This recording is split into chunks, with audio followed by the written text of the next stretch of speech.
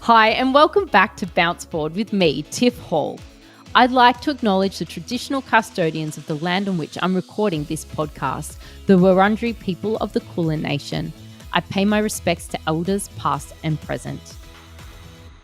Tim contacted me. Should I be training to failure every time when I do a set, Tiff? Such a good, specific question. I love it. So there are three things to cover here.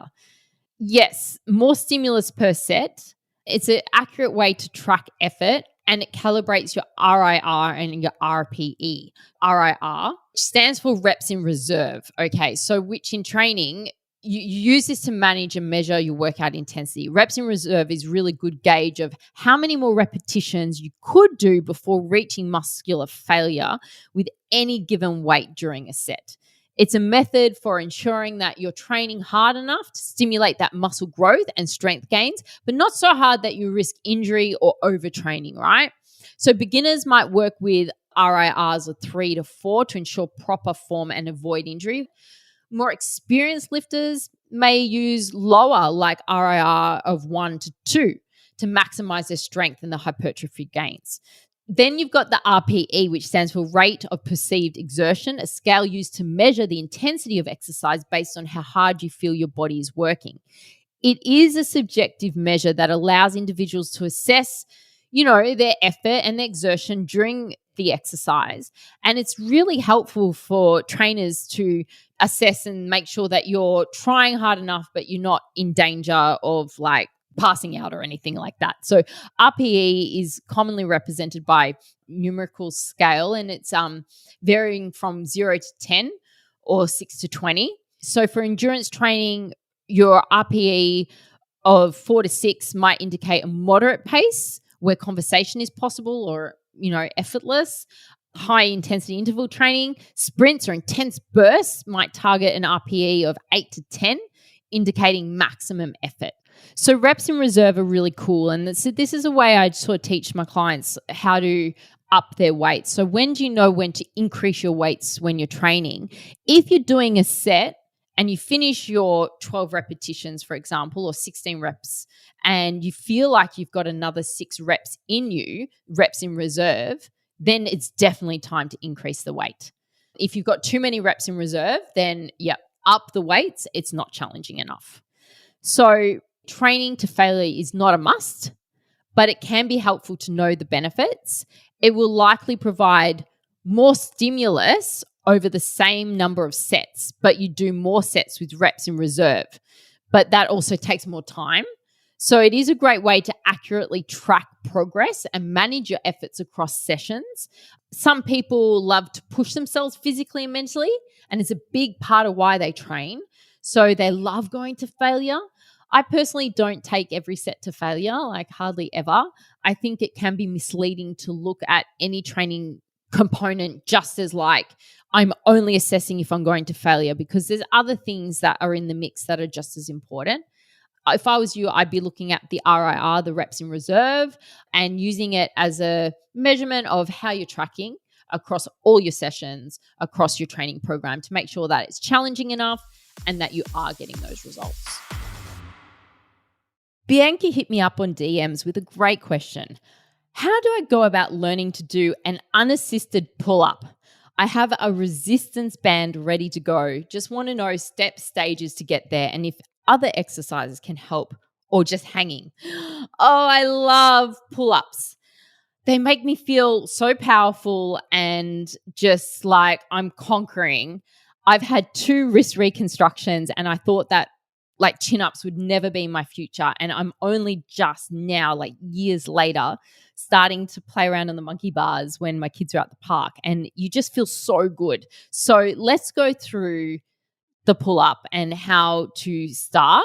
Okay. So building up to the pull-up involves strengthening the muscles used in that movement, including the back, the biceps, the shoulders, and the core. You mentioned hanging. Dead hangs are very important because they increase grip strength and help you to get accustomed to hanging from a bar.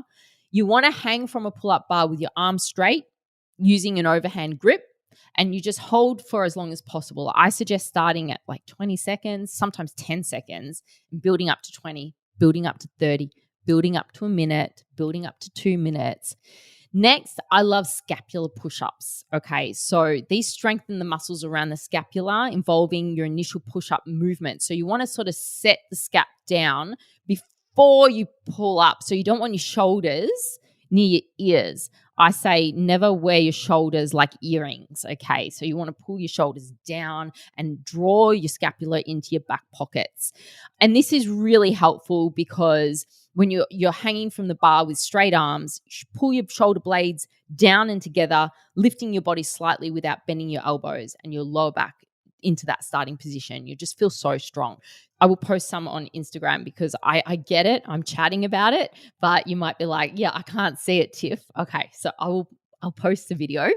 Then you've got assisted pull-ups. You mentioned you've got a resistance band ready to go. Fantastic. They mimic the pull-up motion with reduced body weight. So you get the resistance band and you're either tied over the pull-up bar and you step into it, or you can tie it across the bar at the bottom and sort of stand on it and use that to sort of jump a little bit of push up with the resistance band. You can also use assisted pull-up machines or a spotter to assist you even. Sometimes I get someone to hold my shins and I push against their hands. That's really good as well. The next thing are negative pull-ups. So the eccentric pull-ups, they build strength in the lowering phase of the pull-up. So as you're coming down, which is crucial for developing the ability to perform a complete pull-up, chin-up. Use a box or a jump to start with your chin over the bar, then slowly lower yourself until your arms are fully extended and aim for 5 to 10 seconds in the descent. That's really important. Then you've got exercises like inverted rows that strengthen the back, shoulders, and arms with a horizontal pulling motion. You've got lat pull downs, which strengthen the latissimus dorsi, mimicking the pull-up movement. You can use lat pull down machines with a wide grip. It's really good in the gym. And then you've got your core exercises, easy, your planks, your leg raises, to strengthen the core and stabilize everything during your pull-ups. So tips for progress. Let's think about frequency, including these exercises in your routine 2 to 3 times a week. It takes time to get the chin up. It really does. So don't stress if it's not coming in 3 weeks. It may take months. Progressive overload, gradually increase the difficulty of these exercises by adding more reps, using heavier weights, or decreasing the assistance as you progress. Like I said before, patience and consistency. Building that strength for a pull-up does take a lot of time and consistency. So you've got to do it. You've got to hang like every day on the monkey bars whilst you're at the park with kids or at the gym. It is such a great empowering move. And as a woman, a lot of people think, oh, you can do 0 chin-ups. Well, no, I can do like 8 now.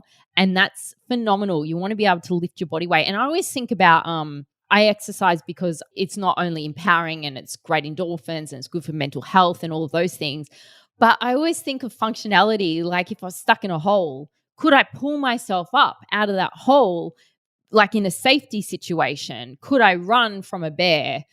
I don't know, or a tiger. I just think, could I use the exercise in a functional way? And I always think about that with chin-ups because the chin-up is just such a great exercise to be strong through your back, your shoulders, and your arms, which are often places that women neglect to train. Thanks so much for listening to Bounce Forward. I love having your company. So DM me all of your questions at tiffhall_xo and let me know what questions you need me to cover. Don't forget to rate and review me on your podcast app. Speak soon. Happy days.